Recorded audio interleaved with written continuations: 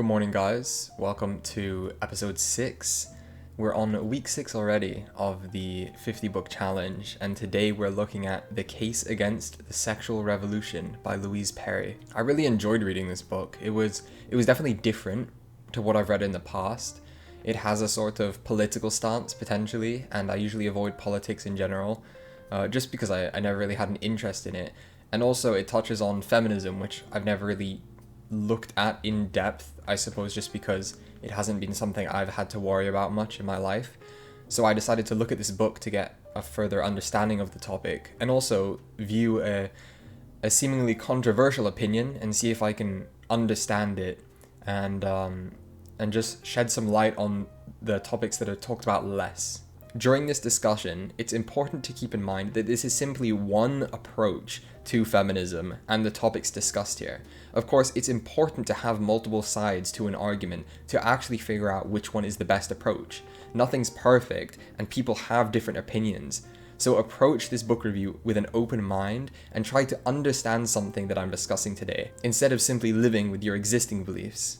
This kind of discourse is important to progress these issues. With that being said, the key ideas proposed in the book revolve around the idea that the sexual revolution is not a liberating movement for women, as it is usually put forward as. It addresses the fact that women are at much greater risk than men when engaging in hookup culture, due to the fact that they're both weaker on average and at risk of getting pregnant. Perry also touches on the idea that there's a socio-sexuality gap between men and women, in which women have evolved to value the quality of their partners over quantity, whereas men are more likely than women to value quantity.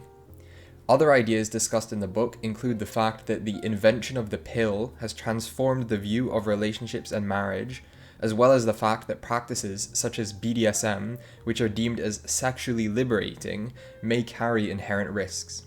Perry approaches the topic from a feminist view, albeit not a liberal one, where the points mentioned in the book are evidently proposed with the interests of women and the well-being of them in mind. She speaks out of concern for women who have fallen victim to the consequences of hookup culture and urges that we rethink the modern approach to sexual relationships. Let's delve deeper into the discussion of these points. Perry writes, "Incredibly, in some feminists, the degree of denial stretches even to telling us that biology itself is a myth or a construct. The distinction between sexes has been minimized, ultimately leading to the disregard between biological sex differences." Perry frequently returns to this topic throughout the book, placing an emphasis on the strength differences between sexes and discussing how the minimization of these differences can place women in dangerous situations where they're unaware of their vulnerability. An argument brought up to support this was the fact that at the 2016 Summer Olympics, Elaine Thompson of Jamaica won gold with a time of 10.71 seconds. At the same event, Usain Bolt won with a time of 9.81 seconds. If Thompson had been running with men, she would have easily been beaten by Jamaican boys competing in the under 17 category. Additionally, the US women's national football team in 2017 were beaten by the Dallas under 15 boys team, a group of boys who had just crossed the crucial puberty line, developing strength akin to that of adult men.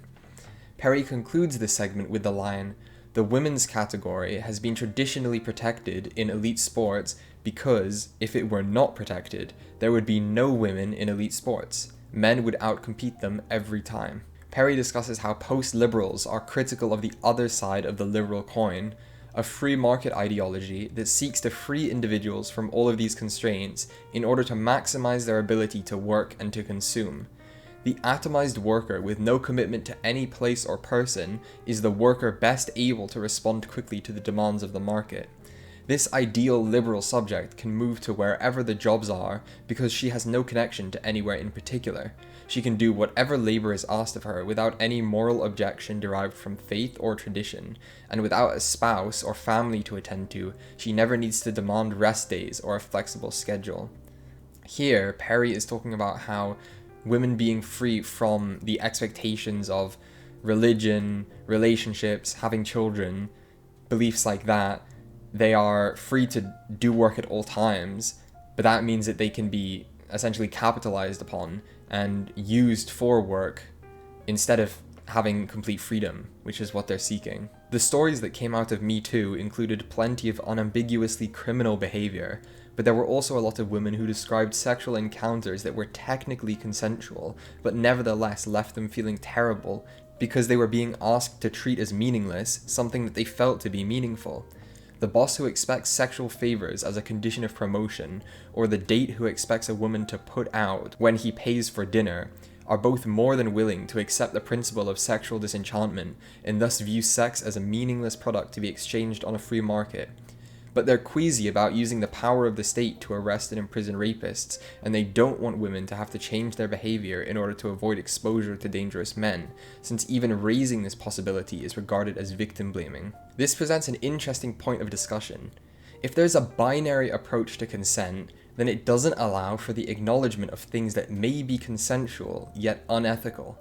By the current definition of consent, begging someone to have sex with you, or a boss asking you for sex as part of the work, the same way he might ask you to make a coffee, is not forced, and you have the ability to say no. However, these things are unethical, and you might find it especially difficult to say no in the moment. By removing the intimate aspects of sex and simply viewing sex as a meaningless product to be exchanged on a free market, it opens up these unfortunate opportunities in which women are expected to provide sex as a duty. If they voice the idea that they feel uncomfortable with this meaningless approach to sex, they may be looked down upon by other feminists, because the sexual revolution is supposed to suggest that this kind of sex is liberating for women. Therefore, they have to resort to the claim of sexual assault to justify their feelings, instead of being able to acknowledge that this meaningless sex directly opposes their inner desires. Although this idea of women having to change their behavior can be interpreted as misogynistic upon first glance, it's important to keep in mind that Perry is approaching this discussion from the perspective of a feminist. Her suggestion for women to change their behavior in order to avoid exposure to dangerous men is presented with the interests of women in mind. Naturally, women shouldn't have to be responsible for avoiding these things, but the reality is that the only person you can change in any given moment is yourself. While it's obvious that the danger of rape shouldn't even be a concern for women, the best way to prevent it from happening is through the women's individual actions. C.S. Lewis coined the phrase chronological snobbery to describe the uncritical acceptance of the intellectual climate of our own age and the assumption that whatever has gone out of date is on that count discredited. I found this to be a very interesting concept, because older generations are typically seen as being outdated and uninformed, when in reality they actually have more wisdom and experience and are more likely to be informed than the younger generation. This brings up the idea that things operated and existed in a certain way in the past for a reason. We're trying to change something without questioning why it existed. Perry discusses how there are articles talking about how women can please their men in the bedroom. She asks, in what sense are these guides not encouraging precisely the same degree of focus on male desires, except in this case it's sexual pleasure rather than domestic comfort? The sexual revolution simply shifted expectations of women away from domestic chores to sexual chores, yet still for the benefit of men. In one study on men, 35% indicated that there was some likelihood that they would force sex on a woman under the conditions that there was no chance of getting caught, nobody finding out, no risk of disease, and no damage to their reputation, although in most cases the likelihood was slight. In another study that used a similar method, 27% of the men indicated that there was some likelihood that they would force sex on a woman if there was no chance of getting caught. Although these percentages are alarmingly high, if taken at face value, they also indicate that most men are not potential rapists. Perry includes this statistic to acknowledge that there may be a degree of nature that influences a male's tendency to rape. However, despite the alarmingly high percentages, it supports the idea that most men are not potential rapists. By acknowledging the natural aspect of rape, it allows us to move past the idea that rape is enabled by the political dominance rooted in patriarchy and see rape as an aggressive expression of sexual desire. This acknowledgement enables the ability to properly tackle the issue of rape, instead of simply trying to prevent it by telling rapists not to rape. In 2015, for instance, Sussex police produced posters that advised women to stick together on nights out to keep their friends safe, and invariably, these efforts invite a feminist backlash. The Sussex police posters were met by a petition for their removal, with the feminist authors of the petition writing that the people who have the most power to prevent rape and sexual assault from happening are not friends or bystanders, but rather the perpetrators of the crime, the rapists. Which is true. Of course it is. But here's the point. Rapists don't care what feminists have to say. Perry proposes 2 ways of reducing rape. The first is to constrain would-be rapists, such as by imprisoning them. In the UK, less than 1% of rapes result in a conviction. This is partly due to low reporting rates, partly due to failures within the criminal justice system, and partly due to the fact that it's inherently difficult to prosecute rape committed by anyone other than a stranger and against anyone other than a child. The second way to reduce rape is to limit opportunities for them to act on their desires. Seeing as it's particularly difficult to convict rapists, this appears to be the direction that Perry leans in her argument. She suggests how the perfect environment for a would-be rapist doesn't get much better than a nightclub or party where women are in high heels, so have limited mobility, and are taking drugs or drinking alcohol, resulting in reduced awareness. Despite the moral statement that it's appalling for someone to even contemplate assaulting these women, that doesn't provide any protection to the women whatsoever. Ultimately, this suggests that the most effective way of avoiding rape is by avoiding these situations altogether.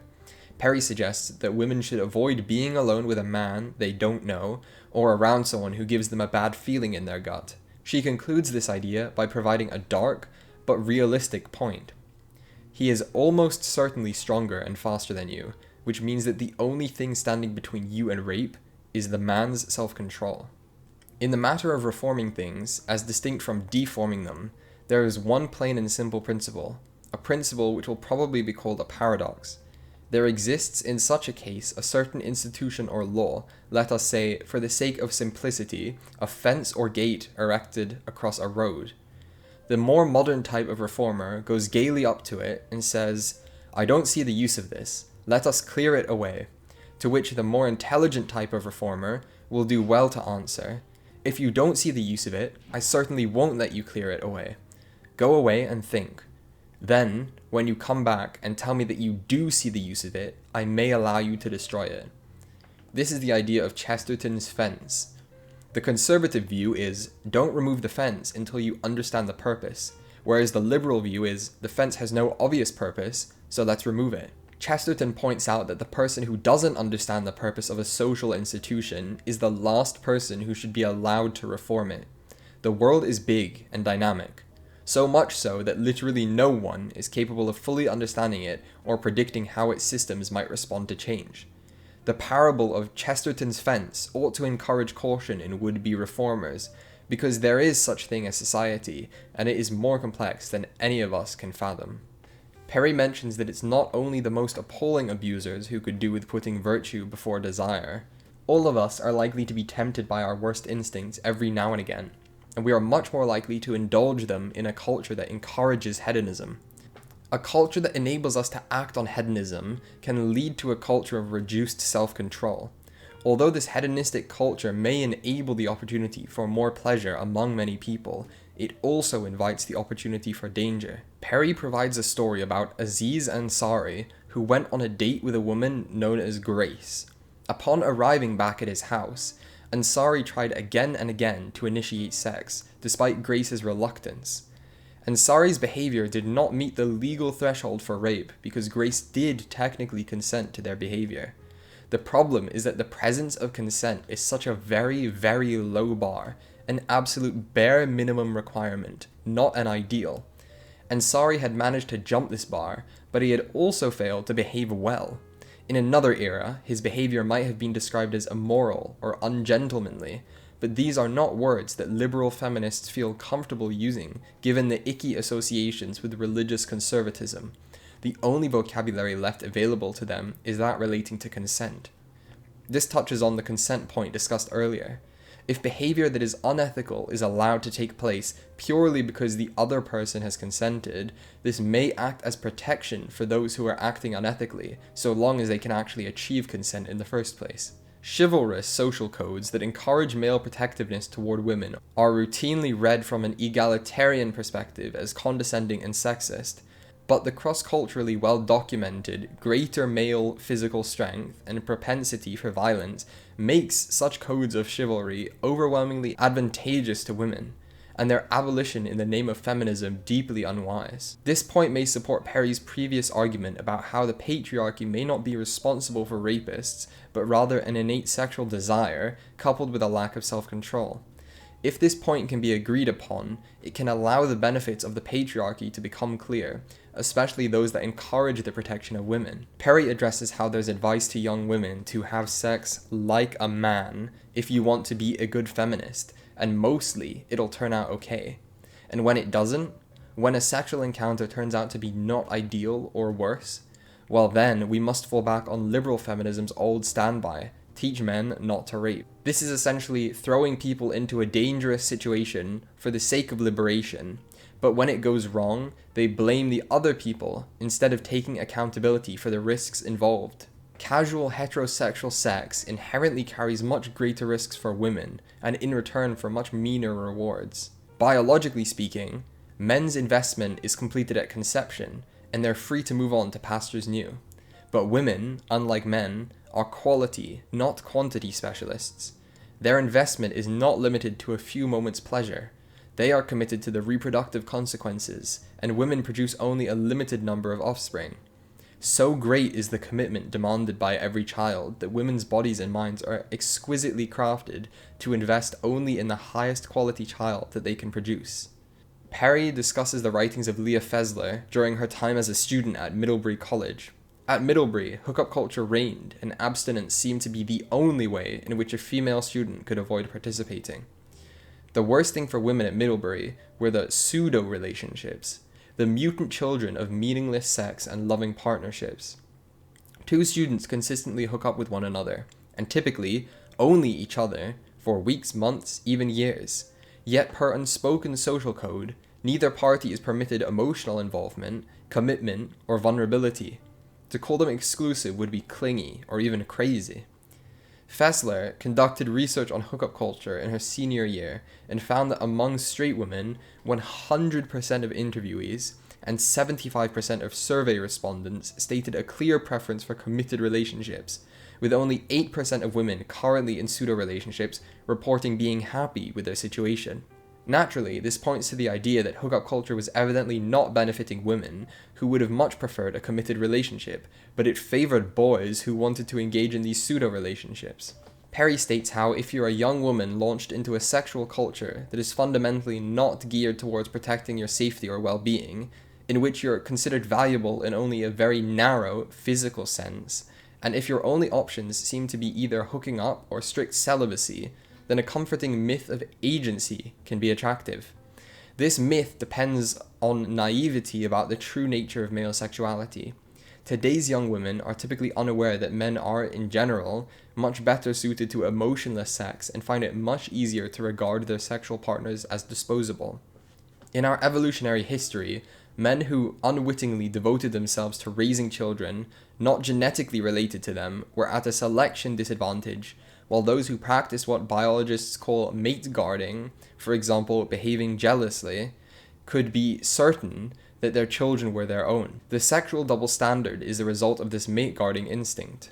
The fact that a man wants to have sex with a woman is not an indication that he wants a relationship with her. Holding off on having sex for at least the first few months is therefore a good vetting strategy for several reasons. Firstly, it filters out the men who are just looking for a hookup. Secondly, it gives a woman time to get to know a man before putting herself in a position of vulnerability.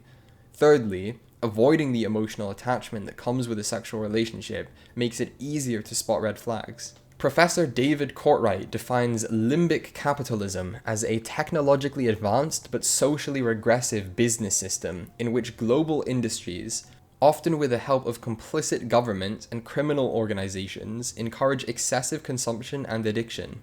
They do so by targeting the limbic system, the part of the brain responsible for feeling. Limbic capitalism is the reason why the most successful apps are brightly colored like fresh fruit and glint like fresh water.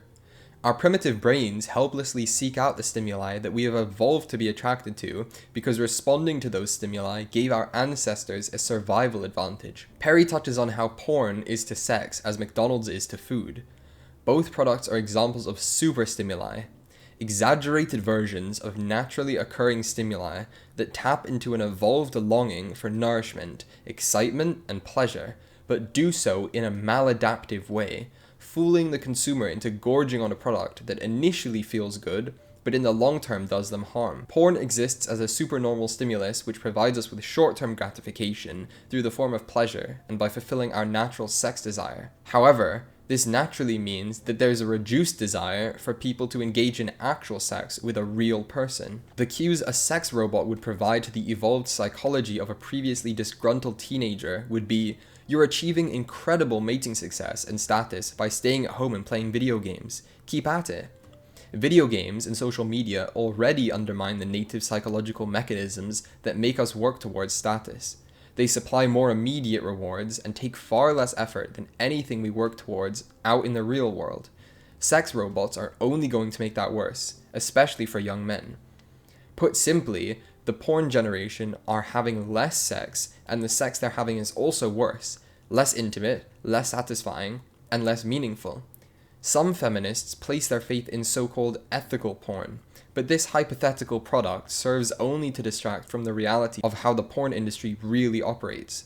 Porn marketed as ethical makes up such a tiny and unpopular portion of the market that focusing on it is like, as feminist writer Sarah Ditton has put it, putting a chicken in your back garden and claiming you fixed factory farming. The mainstreaming of BDSM has, firstly, served to protect the interests of men who want to beat up women and avoid being punished for it, and secondly, it's made a lot of money for the porn industry and for manufacturers of tacky leatherette clothing.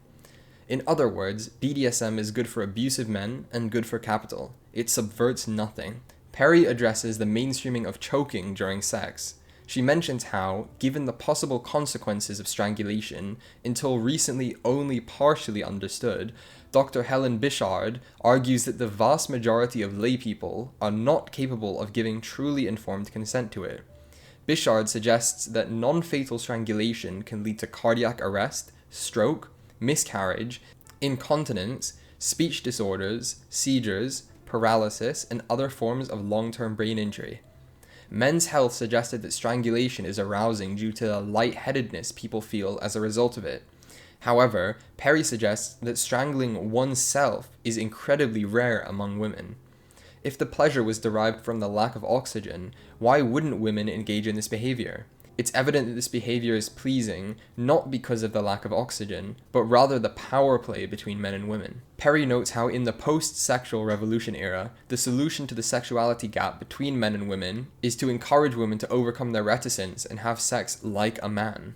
The thesis of this book is that this solution has been falsely presented as a form of sexual liberation for women, when in fact it is nothing of the sort, since it serves male, not female interests. Prostitution denies women what they're evolved to want, the opportunity to choose their mates. From the moment of conception, when the one tiny sperm joins the nutrient-rich egg, women are already contributing much more than the man. The asymmetry in investment does not end there. It is the woman who incubates the fertilized egg within her body. It's the woman who transfers calories from her body through the placenta to the developing embryo. It is the woman who bears the burden of 9 full months of pregnancy, an astonishingly long investment compared to most mammals. Given all this, is it any surprise that women are picky about who they have sex with? The whole point of paid sex is that it must be paid for.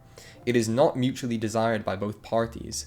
One party is there unwillingly in exchange for money, or sometimes other goods such as drugs, food, or shelter. The person being paid must ignore her own lack of sexual desire, or even her bone-deep revulsion.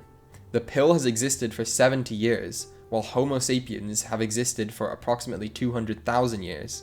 Of course, society can change behavior, and we're capable of changing our views, but changing our natural responses in such a short period of time is incredibly difficult. Even in the modern world, in low and middle income countries where access to contraception can be unreliable, female prostitutes have about a 1 in 4 chance of being impregnated by a client in any given year. Sex may be meaningless fun for the clients, but it is neither fun nor meaningless for the women or for the children they bear. Perry states how there are some self-described sex workers who insist that sex work is just like any other kind of work. However, these women are particularly prominent in the media and on platforms such as Twitter. Compared with other women in prostitution, they are disproportionately likely to be white, Western, and university educated. Rob Henderson writes, "The affluent have decoupled social status from goods and reattached it to beliefs. The logic is akin to conspicuous consumption. If you're a student who has a large subsidy from your parents, and I do not, you can afford to waste $900 and I can't. So wearing a Canada Goose jacket is a good way of advertising your superior wealth and status. Proposing policies that will cost you as a member of the upper class less than they would cost me serve the same function."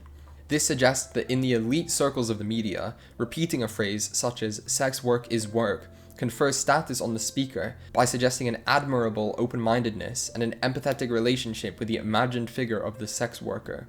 However, this is only empowering to the women who are fortunate enough to choose to engage in sex work, rather than those who are forced into the industry out of desperation. Decriminalization or legalization of the sex industry increases the demand for commercial sex. Given that the number of women who will willingly enter the sex trade is very small, when demand grows, unwilling women must be sought out in order to meet it. A spokesperson for Rape Crisis England and Wales points out that agreeing to have sex with someone under the pressure and fear of homelessness or in exchange for the basic right to have somewhere to live does not equate to agreeing by choice. Any sexual activity without consent is a very serious sexual offense. And yet this is a feminist organization that states on its website that just because you are or have been involved in the sex industry does not mean that you have experienced sexual violence. In other words, selling sex for money can be done with consent, but selling sex for rent cannot. Perry mentions how although women may choose to avoid having children altogether to maintain a state of independence, this only works up until a point. In a natural human life cycle, we begin as dependent babies, spend a very brief period as relatively independent young adults, before caring for our own dependent children, and then ultimately ending our lives in what Shakespeare called our second childishness. Modern contraception has allowed us to stretch out that young adult stage artificially, giving the illusion that independence is our permanent state. But it isn't. It's nothing more than a blip, which some of us will never experience at all. There are methods of reducing child-rearing responsibilities on mothers through collective child-rearing. However, Nicholas Christakis writes about how attempts to fundamentally restructure or minimize the bond between parent and child have very rarely, if ever, endured. The reasons for this should be obvious. Humans are animals, descended from individuals whose offspring survive to adulthood, and natural selection therefore favors attentive mothers. Perry suggests that we should not make the mistake of misrepresenting the historical function of marriage and the historical function of the prohibition on premarital sex. Modern feminists who have only ever known a world with the pill can easily forget that, in an era without contraception, a prohibition on sex before marriage served female, not male interests, because it protected the group of people who bear, literally, the consequences of an extramarital pregnancy. The stigma around single motherhood caused a great deal of misery for its many victims, but it also existed for a reason: to deter women from making an irreparable mistake for the sake of a worthless man. When monogamy is imposed on a society, it tends to become richer. It has lower rates of both child abuse and domestic violence, since conflict between co-wives tend to generate both. Birth rates and crime rates both fall, which encourages economic development, and wealthy men, denied the opportunity to devote their resources to acquiring more wives, instead invest elsewhere, in property, businesses, employees, and other productive endeavors. This is, it seems, the solution to what anthropologists have called the puzzle of monogamous marriage. How is it that a marriage system that does not suit the interests of the most powerful members of society, high-status men, has nevertheless come to be institutionalized across so much of the world? The answer is that, although monogamy is less satisfactory for these men, it produces wealthy, stable societies that survive. Among high-status men who have the power to engage in polygamous relationships, it still remains uncommon. Most men in these positions still engage in monogamous relationships. Naturally then, despite the socio-sexuality gap between men and women, it proves that monogamy remains within the best interests of these men. Perry concludes the final chapter by stating, "I have just one piece of advice to offer in this chapter, and you've probably already guessed what it will be. So here it is. Get married, and do your best to stay married. Particularly if you have children, and particularly if those children are still young. And if you do find yourself in the position of being a single mother, wait until your children are older before you bring a stepfather into their home. These directives are harder to follow now than they used to be, because we no longer live in a culture that incentivizes perseverance in marriage, but it is still possible for individuals to go against the grain and insist on doing the harder, less fashionable thing. The critics of marriage are right to say that it has historically been used as a vehicle for the control of women by men, and they're right to point out that most marriages do not live up to a romantic ideal. They're right too that monogamous lifelong marriage is in a sense unnatural, in that it is not the human norm. The marriage system that prevailed in the West up until recently was not perfect, nor was it easy for most people to conform to, since it demanded high levels of tolerance and self-control. Where the critics go wrong is in arguing that there is any better system. There isn't. So that review was sort of all over the place. I tried my best to group things into related sections, but there were so many interesting points and so many interesting quotes that I wanted to just provide all of it and slowly unpack each point. So it just provides a lot of food for thought and a lot of different interpretations of events. In terms of my thoughts on the book, I think it was a pretty incredible book. It was broken down nicely into sub-chapters, I suppose you could call it. So there were individual chapters, but there were subheadings and specific things. I believe there were 4 subheadings per chapter, and it discusses a lot of related topics. So from a reading perspective, it was very easy to read because you can break it down, and it also tells you exactly what's discussed in that part of the chapter. In terms of the ideas presented, I think it's difficult for me to actually say whether I agree with these ideas because I haven't read a book on the more liberal approach. And of course, that's the one that I'm constantly surrounded with in my daily life, especially growing up in the 21st century where hookup culture is very, very prominent, especially in university where I am right now. But I haven't read a book that discusses it. So realistically, I only have the shared ideas of people, but I can't really compare it as a case study against anything else. The material in the book was very, very interesting, and I think it provides a compelling narrative. I think a lot of the ideas mentioned are relevant and propose very interesting, thought-provoking concepts.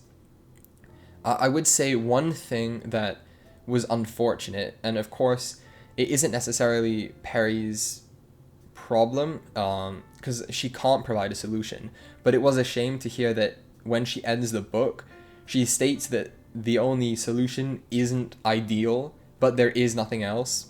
And frequently throughout the book, she mentions how, although feminists might disagree with what she's saying, they can't provide a better solution.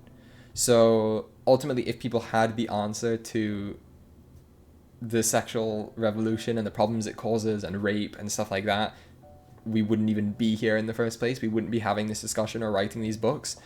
But I think it does shift the direction of the conversation towards a potentially more progressive one, in the sense where instead of focusing on what should happen in terms of rapists not raping, which is obviously what should happen, the reality is that you can't really change those people, and you can put them in jail, but as Perry suggests, only 1% of convictions result in, only 1% of rapists are convicted for it.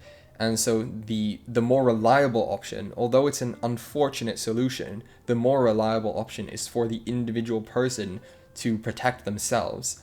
And ultimately, I think this is an idea that in life as a whole is important.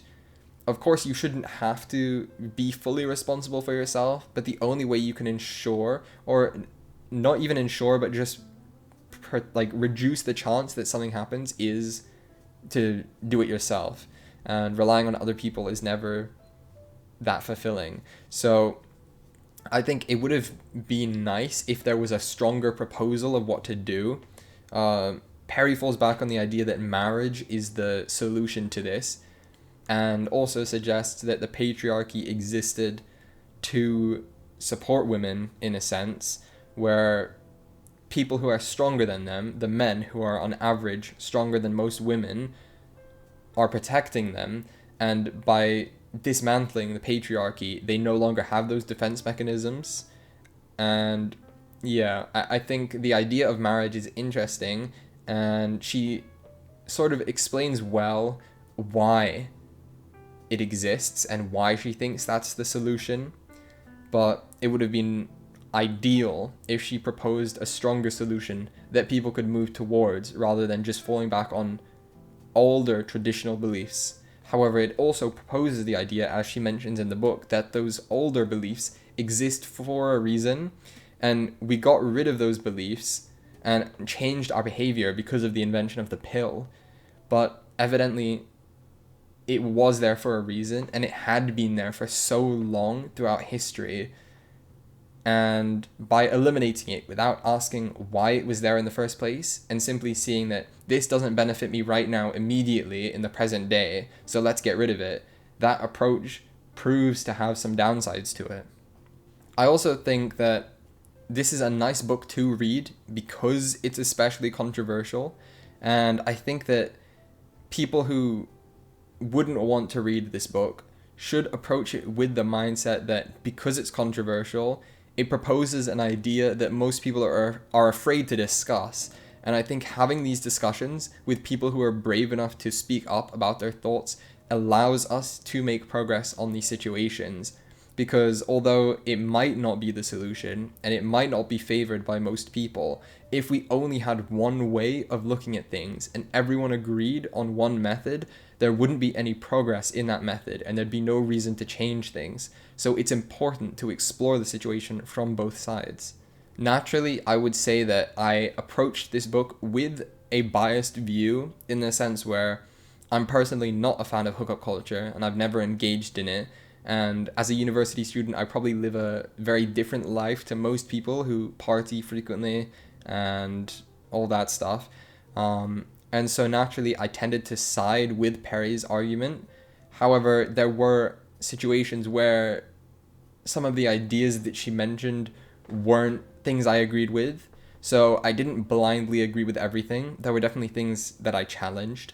And I don't have examples specifically of those things, but there were times when I was reading and I was thinking, maybe this is a bit too extreme for me, or maybe this isn't the proper solution. For example, with marriage and the idea that people, it almost seemed as if she was suggesting people should have children.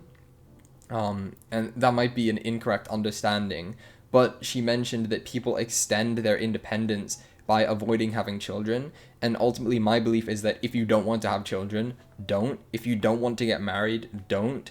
And you can propose these solutions, but there should be an expectation. No one should be expected to engage in this essentially problem-solving behavior, such as having children and getting married.